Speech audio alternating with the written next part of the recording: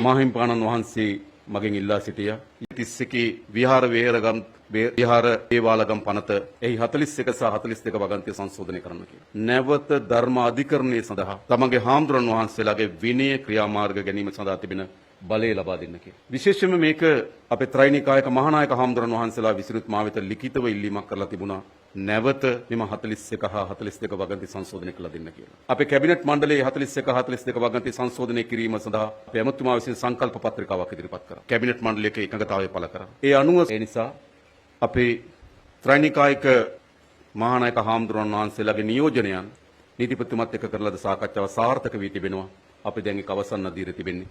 අපි තා ඉක්මනින්ම ඔබ වහන්සේලාට සංඝ සංස්ථාව විශේෂයෙන්ම විනයදරය පවත්වාගෙන යාම සඳහා අවශ්‍ය නීති සම්පාදනය කළ දෙන්න. මේ රටේ සංඝාධිකරණයක් හැදුවොත් එහෙම මේ සිවුරු දාගත්ත හොර තක්කඩි ඔක්කොම සිවුරෙන් අයින් කරන්න වෙනවා. තේරෙනවද?